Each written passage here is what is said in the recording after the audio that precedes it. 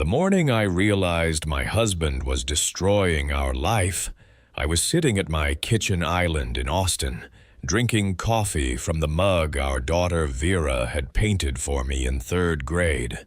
The words, "World's Best Mom," were barely visible now, faded from years of dishwasher cycles, but I treasured it anyway. I thought I knew everything about trust. After 15 years as a financial advisor, I had spent my career teaching clients to spot red flags, to protect themselves from people who would take advantage of their money and their hearts.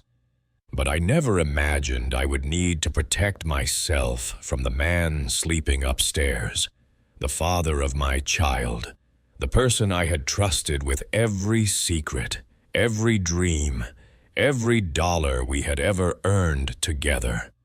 Welcome to my channel, where I share real stories with unexpected twists. If you like what you hear, please hit subscribe and give me a thumbs up.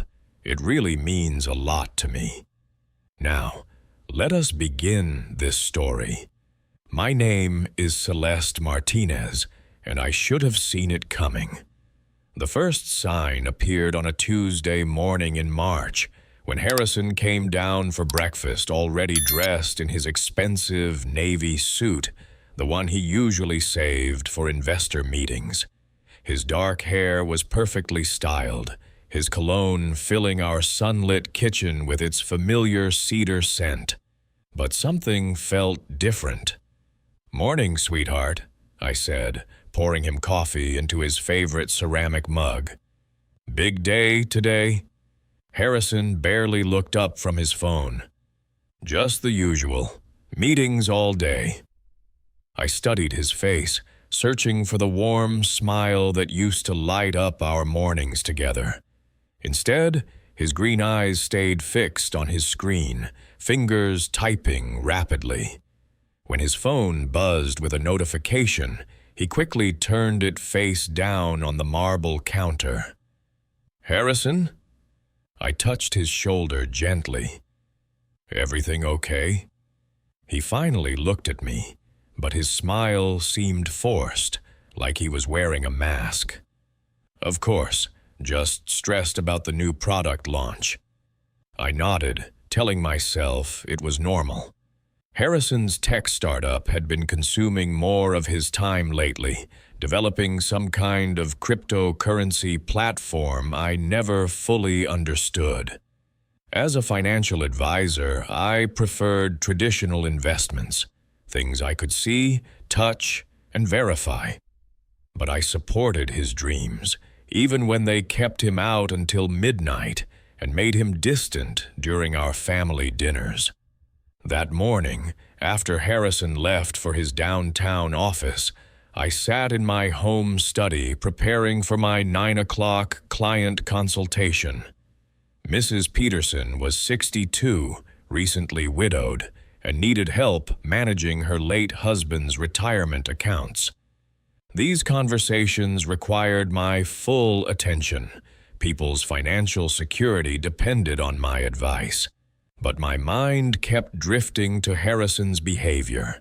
The phone calls that stopped abruptly when I entered rooms. The new habit of showering immediately after coming home from work, even when he claimed to have been sitting in conference rooms all day.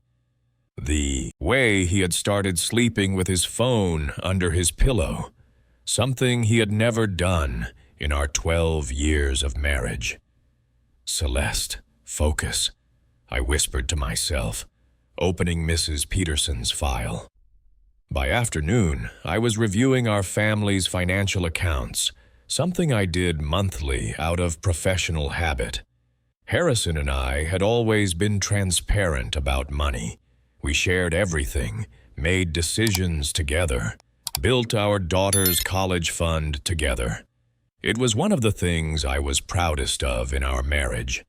I logged into our primary joint checking account and frowned. The balance seemed lower than I expected. I scrolled through recent transactions, my trained eye scanning for anything unusual. There, A transfer I did not recognize. $5,000 moved to an account ending in 7491. I checked my records. We had no account ending in those numbers. My heart rate quickened. In my profession, unexplained transfers were always red flags. But this was my husband, not some client's suspicious spouse. I picked up my phone to call Harrison, then hesitated. Maybe there was a simple explanation. Maybe he had opened a new business account and forgotten to mention it. Maybe I was being paranoid. That evening, Harrison came home carrying a bouquet of yellow roses, my favorite flowers. His smile seemed genuine this time, and he swept me into a kiss that tasted like the peppermint gum he always chewed after client meetings. "What's the occasion?" I asked, arranging the roses in our crystal vase. "Do I need an occasion to bring flowers to my beautiful wife?" The gesture should have melted my concerns, but something felt calculated about it. Harrison was thoughtful, but he was not spontaneous with romantic gestures. These flowers felt like an apology for something I did not yet know about. During dinner, our 16-year-old daughter, Vera, chattered excitedly about her upcoming Sweet 16 party. "Mom, did you transfer the money for the venue deposit?" she asked, twirling spaghetti around her fork. "They need it by Friday, or we lose the booking." I glanced at Harrison. I tried to access our party planning account today, but the password was not working. Harrison did not look up from his plate. "Oh, I updated all our passwords last week. Security upgrade. I will send you the new ones tonight." "Why did you not tell me?" He shrugged. "I thought I did. Sorry, work has been crazy." Vera launched into details about decorations and music, but I found myself studying Harrison's profile. In 15 years of advising clients, I had learned to read micro-expressions, to spot the tiny tells that revealed when people were hiding financial secrets from their spouses. The way Harrison's jaw tightened when I mentioned the account password, the forced casualness in his voice, the fact that he still had not looked directly at me. After Vera went upstairs to do homework, I sat next to Harrison on our leather couch while he watched the news. "Harrison, is everything okay with us?" He turned, his green eyes meeting mine for the first time all day. "What do you mean?" "You have been distant lately. Different. If something is bothering you, I want to help." For a moment, his expression softened, and I glimpsed the man I had fallen in love with in graduate school. Then the mask slipped back into place. "I am fine, Celeste. Just a lot of pressure at work. The investors are demanding results, and I am trying to make sure we can give Vera everything she deserves." He squeezed my hand, and I wanted desperately to believe him. But my professional instincts were screaming that something was wrong. That night, I lay awake listening to Harrison's steady breathing beside me. His phone sat on the nightstand, dark and silent. But I knew it held answers to questions I was afraid to ask. I thought about Mrs. Peterson, how vulnerable she had looked sitting in my office, trusting me to protect her future. How many times had I told clients to pay attention to their gut instincts? How many women had I advised to watch for unexplained financial changes in their marriages? The irony was bitter. I had spent my career protecting other people's money, but I might not have been protecting my own. As I finally drifted toward sleep, one thought echoed in my mind. The man lying next to me felt like a stranger. And strangers, I had learned in my profession, were capable of anything. Sometimes the most dangerous betrayals come wrapped in familiar faces and yellow roses. The next morning, I woke up determined to silence the voice in my head that kept whispering warnings. Harrison was my husband, the father of my child. We had built a life together. Surely I was overreacting. But when I tried to log into our joint savings account to check Vera's college fund balance, I discovered that password had been changed too, and the investment account we used for our retirement planning, and the money market account where we kept our emergency fund. I sat in my home office, staring at error message after error message on my computer screen. Invalid password blinked back at me like an accusation. In 12 years of marriage, Harrison had never changed our passwords without telling me. We had always been completely transparent about our finances. My hands shook as I reached for my phone to call him, but it rang before I could dial. Adrian Brooks, a forensic accountant I had worked with on several client cases, was calling about a referral. "Adrian, actually, I need to ask you something," I said, my voice barely above a whisper. Hypothetically, if someone wanted to hide money from their spouse, how quickly could they do it? There was a pause. "Celeste, is everything okay?" I closed my eyes. The moment I said the words out loud, there would be no taking them back. "I think Harrison might be moving our money somewhere I cannot see it." "How much money are we talking about?" "I do not know. That is the problem. I cannot access any of our accounts." Adrian was quiet for a long moment. "Can you meet me for coffee, like right now?" An hour later, I sat across from Adrian in a small cafe near downtown Austin, my hands wrapped around a cup of coffee I could not bring myself to drink.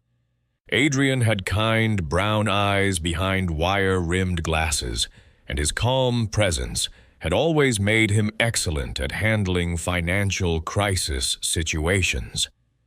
"Tell me everything," he said gently. I described the password changes, the mysterious transfer, Harrison's strange behavior. With each detail, Adrian's expression grew more serious. "Celeste, I am going to be direct with you. This sounds like someone preparing for divorce." The words hit me like a physical blow. "Divorce? Adrian, we are planning our daughter's sweet 16 party. We are talking about vacation plans for this summer. Harrison brought me flowers yesterday." That is exactly what makes this pattern so concerning.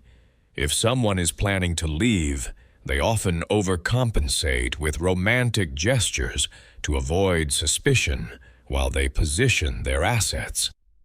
I felt the cafe spinning around me. "You think he is planning to leave me?"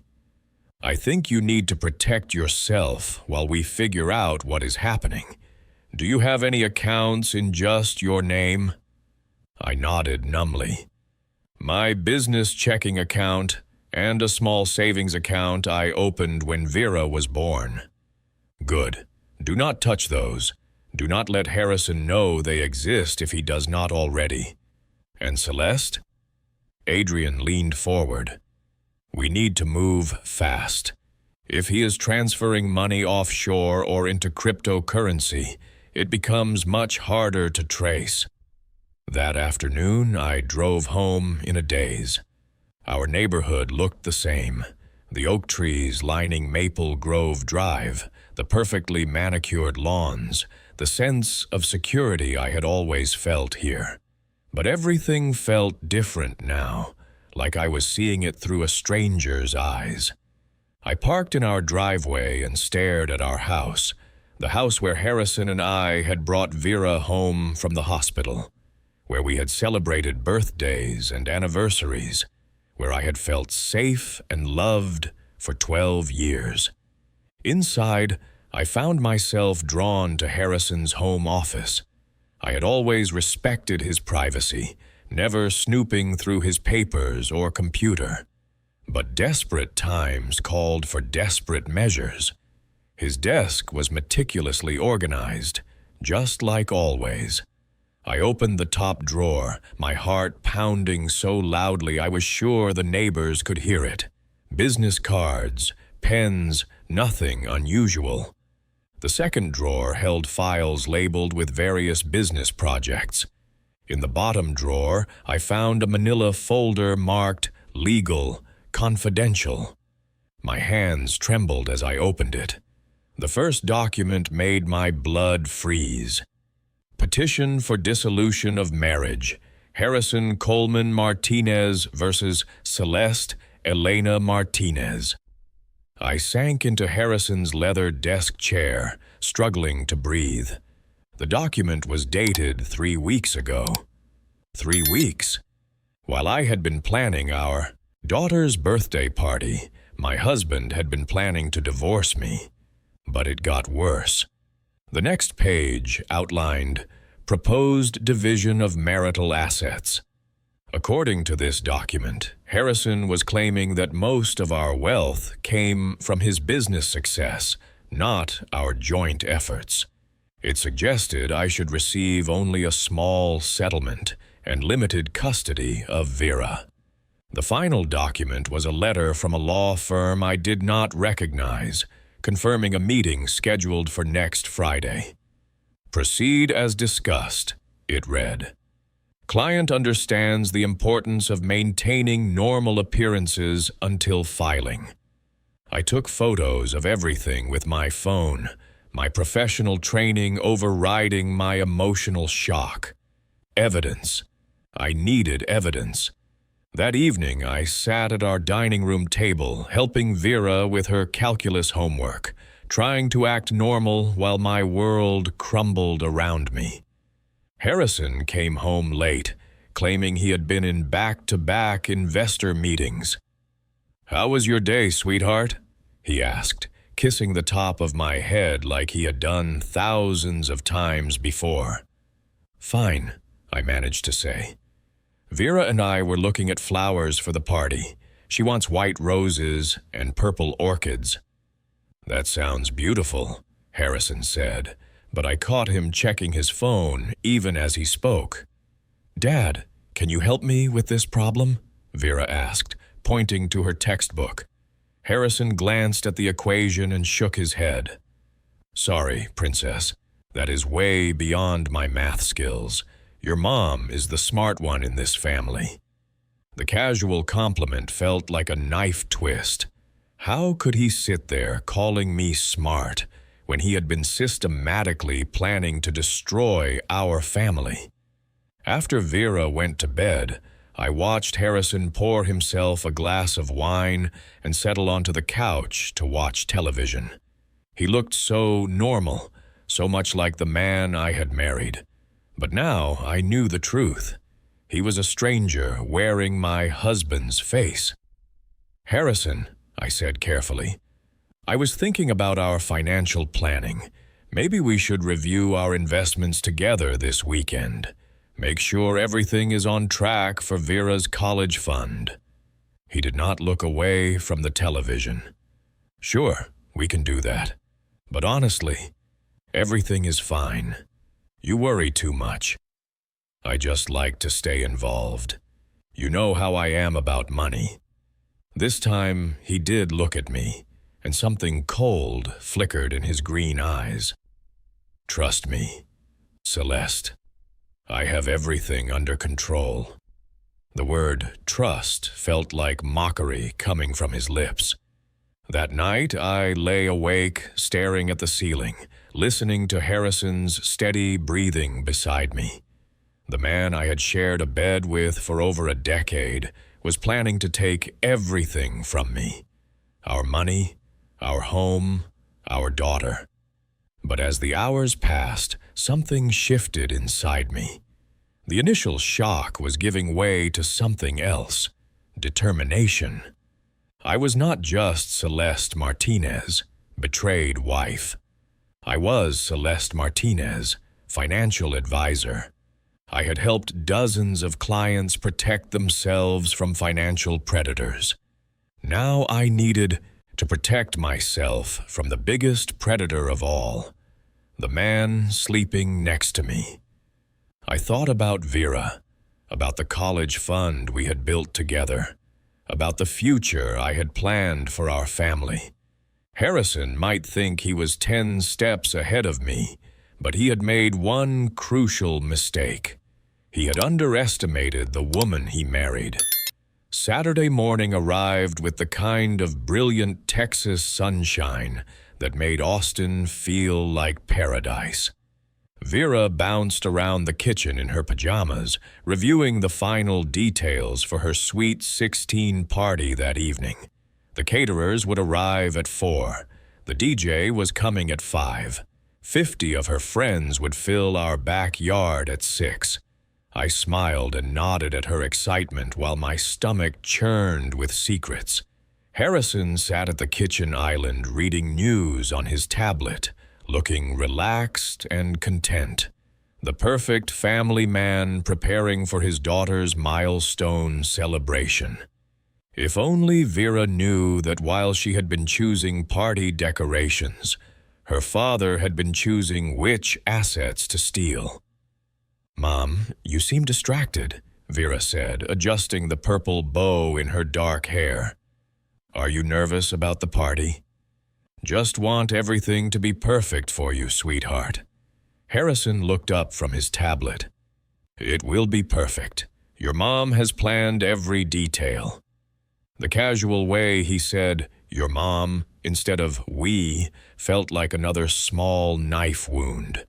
He was already distancing himself, practicing for the life where he would no longer be part of our daily routine. By afternoon, our backyard had been transformed into a teenage dream. White roses and purple orchids filled tall glass vases on every table. String lights twinkled between the oak trees. The DJ tested his equipment while caterers arranged elegant finger foods. I stood on our back patio watching the setup, trying to memorize every detail. This might be the last party we ever hosted in this house, the last time our family would celebrate together. My phone buzzed with a text from Sloan Peterson, the private investigator Adrian had recommended. "Package delivered. Check your email in 10 minutes. 10 minutes. In 10 minutes, I would know the full extent of Harrison's betrayal. I slipped into my home office and opened my laptop with trembling fingers. Sloan's email contained a zip file labeled Martinez Investigation, Confidential. Inside were dozens of photographs, bank statements, and a detailed report. The first photo made my knees buckle. Harrison and a woman I did not recognize, sitting intimately close at an expensive restaurant downtown. Her hand was on his arm. His smile was the genuine one I had not seen in months. The woman was stunning. Long auburn hair, elegant features, expensive clothes. According to Sloan's report, her name was Tessa Coleman. She was a cryptocurrency consultant, 28 years old, and she had been helping Harrison move our money into offshore digital wallets. The bank statements showed the full scope of his deception. Over the past 6 months, Harrison had systematically transferred $280,000 from our joint accounts into cryptocurrency investments that only he controlled. Money from Vera's college fund, money from our retirement savings, money from the emergency fund we had built over 12 years of marriage. But the final document was the cruelest blow of all. Harrison had filed for primary custody of Vera, claiming I was financially irresponsible and emotionally unstable. He planned to paint me as an unfit mother, while positioning himself as the stable parent who deserved our daughter and our home. I sat staring at the evidence, feeling like someone had reached into my chest and squeezed my heart until it stopped beating. The man I had loved, trusted, and built a life with had been systematically destroying everything we had created together. Guests began arriving at 6, and I forced myself to play the role of happy hostess. I hugged Vera's friends, chatted with their parents, and smiled until my face ached. Harrison worked the crowd like the charming entrepreneur he was, making jokes and asking about everyone's lives. "You two are such an inspiration," said Jennifer Walsh, whose daughter was Vera's best friend. 12 years of marriage and you still look at each other like newlyweds." Harrison wrapped his arm around my waist and kissed my temple. "I am the luckiest man in Austin," he said. The performance was flawless. If I had not seen the divorce papers with my own eyes, I might have believed him myself. At 8:30, Vera stood on our back deck to thank everyone for coming. She looked radiant in her purple dress, surrounded by friends and family, glowing with the happiness that only comes from feeling truly loved. "I want to thank my parents," she said, her voice carrying across the yard. "Mom and Dad, you have given me everything. I am so lucky to have parents who love each other and love me so much." The crowd applauded. Harrison squeezed my hand. I wanted to disappear into the earth. By 10 o'clock, the last guests had left. Vera hugged us both goodnight and went upstairs, exhausted but happy. Harrison and I stood in our kitchen, surrounded by empty wine glasses and leftover flowers. "Great party," Harrison said, loosening his tie. Vera looked so happy. I took a deep breath. It was time. "We need to talk."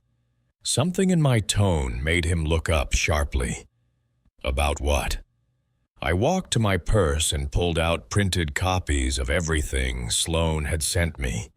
I spread them across our kitchen island like cards in a poker game. Harrison's face went white. "I know about Tessa," I said quietly. "I know about the cryptocurrency accounts. I know about the divorce papers. I know everything." For a moment, neither of us spoke. The grandfather clock in our hallway ticked loudly in the silence. Then Harrison's expression changed. The mask of the loving husband fell away completely, replaced by something cold and calculating. "How long have you known?" His voice was different now, harder, more distant. "Long enough." He picked up one of the photographs, studying it like he was looking at a stranger. "Sloan Peterson. I should have known Adrian would recommend someone competent." The casual way he admitted everything was almost worse than the lies had been. 12 years, Harrison. 12 years of marriage, and you have been planning to destroy me." He set down the photograph and looked at me directly for the first time in months. "I am not destroying you. I am protecting myself." "From what?" "From being trapped in a marriage that stopped working 3 years ago." His words hit me like a physical blow. 3 years? You have been planning this for 3 years? I have been thinking about it for 3 years, planning it for 6 months. I stared at this stranger wearing my husband's face. "And Vera? Were you planning to tell her, or just let her figure it out when you disappeared?" Something flickered in his eyes. Maybe guilt, maybe regret. "Vera will be fine. Kids are resilient." "She will be fine? Harrison, you are trying to take her away from me." "I am trying to give her stability. You think I do not know about your business struggles, the clients you have lost, the nights you stay up worrying about money? My business had been slower this year, but that was normal in financial services. Some years were better than others. My business is fine. Your business is failing, Celeste, just like our marriage. I am offering Vera a better life. The cruelty in his voice was breathtaking. This was not the man who had held my hand during labor. This was not the father who had cried when Vera took her first steps. "What happened to you?" I whispered. Harrison shrugged. "I grew up. I realized I deserved better. Better than the woman who supported you through graduate school? Better than the wife who helped you start your business? Better than the mother of your child? Better than someone who gave up her dreams to play house?" The accusation was so unfair it left me speechless. I had not given up my dreams.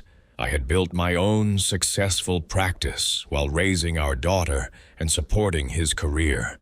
But I could see in his eyes that he genuinely believed what he was saying.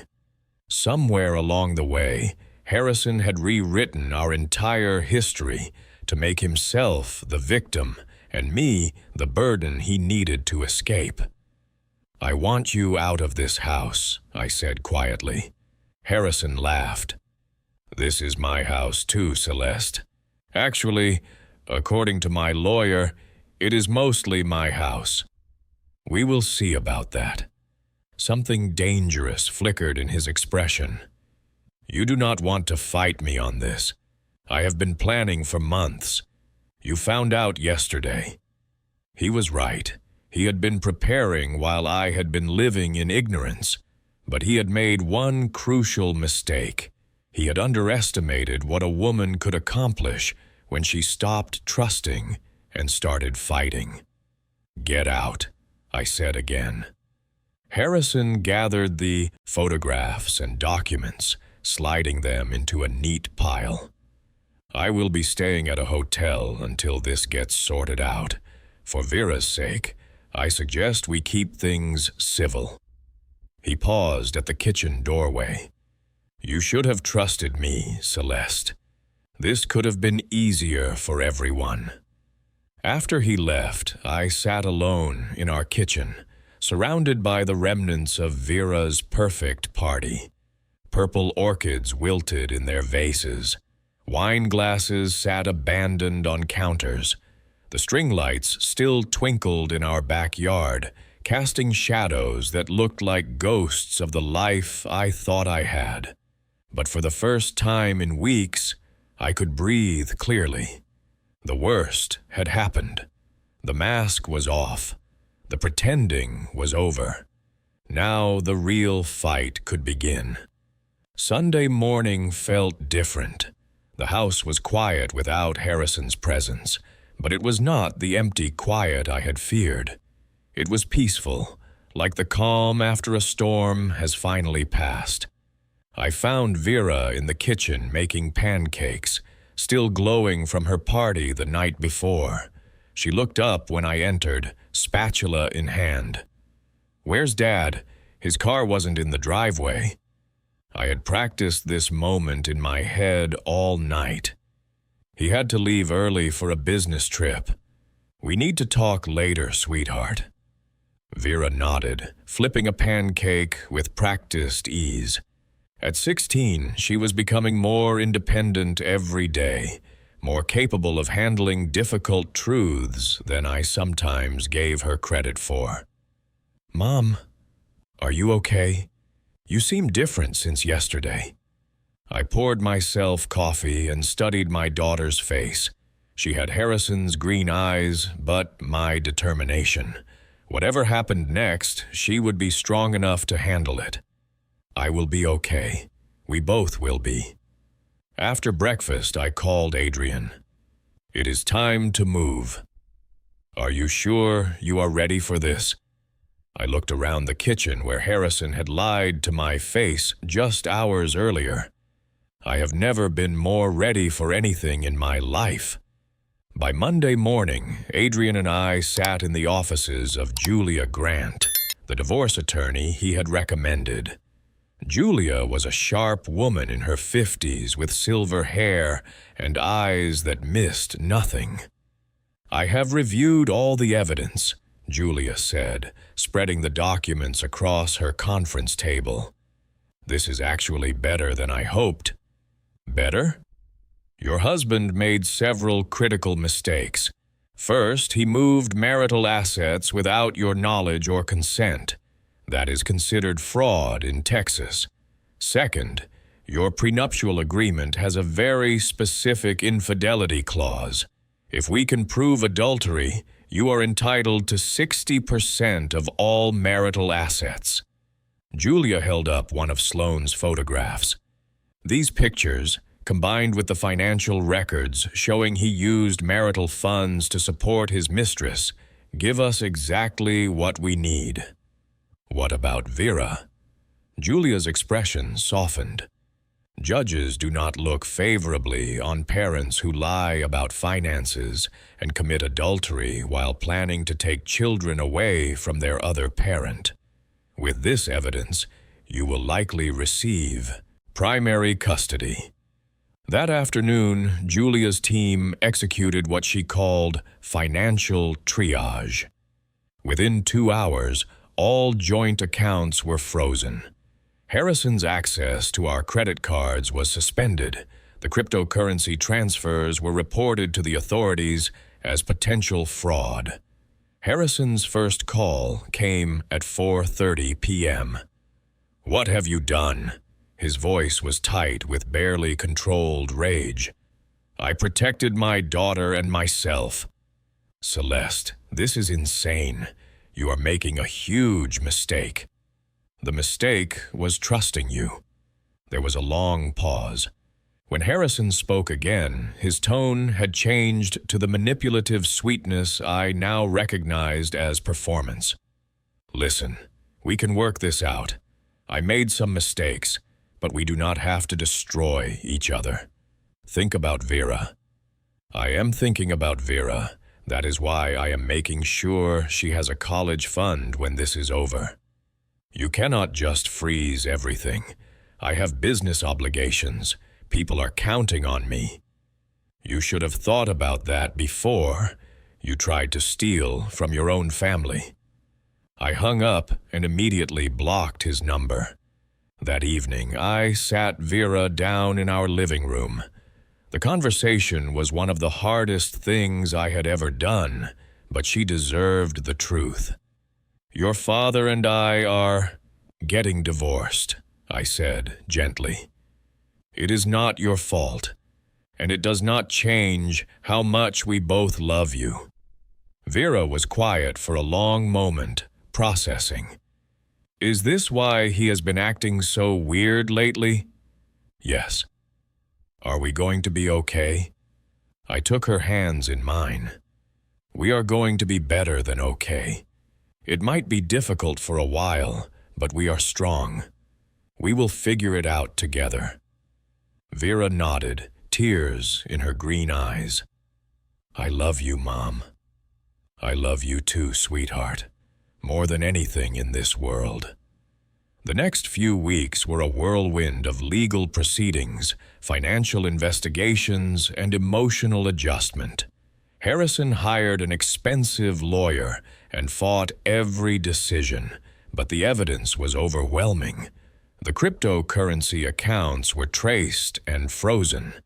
Tessa Coleman had disappeared the moment Harrison's assets were seized, leaving no forwarding address. Harrison's tech startup collapsed when investors learned about the fraud investigation. The business partners who had once praised his vision now avoided his calls. 6 months later, I stood in the same courthouse where I had filed the divorce papers, listening to a judge finalize our settlement. I received primary custody of Vera, our family home, and 65% of our marital assets. Vera's college fund was not only restored, but larger than it had ever been. Harrison sat across the courtroom looking older, defeated. The charming entrepreneur was gone, replaced by a man who had gambled everything on a lie and lost. After the hearing, he approached me in the courthouse hallway. "I hope you are happy," he said quietly. I looked at this man who had once been my husband, the father of my child, and felt something unexpected. Pity. "I am not happy that it came to this, Harrison. I am sad that you threw away 12 years of marriage for someone who abandoned you the moment things got difficult." He opened his mouth to respond, then closed it. There was nothing left to say. That evening, Vera and I sat on our back patio watching the sunset. The string lights from her party were long gone, but the oak trees still provided the same comforting shade they always had. "Do you miss him?" Vera asked. I considered the question carefully. I miss the man I thought he was, but I do not miss the lies or the fear or the feeling that I was living with a stranger. I miss the old dad before he got weird and distant. That is okay. You are allowed to miss the good parts while being angry about the bad parts. Vera leaned against my shoulder. "Are you going to date again?" I laughed. "Someday, maybe, but right now I am focused on us, on rebuilding our life the way we want it to be. I like it being just us. It feels more honest." Her words struck me as profoundly wise. Our life did feel more honest now. No more pretending everything was fine. No more walking on eggshells around someone's secrets. No more wondering if the person sitting across the dinner table was planning to betray us. 3 months later, I received a call from Harrison's former business partner. The FBI investigation had uncovered additional financial crimes involving investors' money. Harrison was facing federal charges. I felt no satisfaction in his downfall, only sadness for the man he could have been if he had chosen differently. That same week, Adrian introduced me to his cousin Marcus, a recently divorced father who shared my love of hiking and terrible puns. Our first coffee date stretched into a 3-hour conversation about everything from parenting challenges to favorite books. "I am not looking for someone to rescue me," I told him honestly. "I have already rescued myself." Marcus smiled. "I am not looking for someone who needs rescuing. I am looking for someone strong enough to build something new together." As I write this, Vera is preparing for her senior year of high school. She has been accepted to 3 excellent colleges, all fully funded by the settlement money I fought so hard to protect. She is confident, independent, and unafraid to stand up for herself. Sometimes she asks about her father. I tell her the truth, that people are complicated, that good people can make terrible choices, and that loving someone does not mean accepting treatment that hurts you.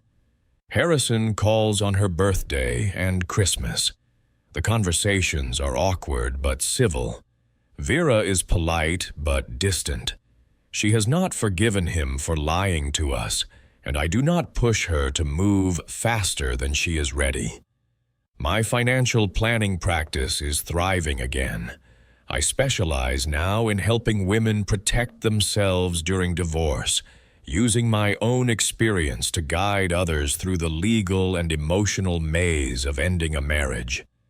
Last month, a client named Patricia sat in my office, tears streaming down her face as she described finding suspicious charges on their joint credit card.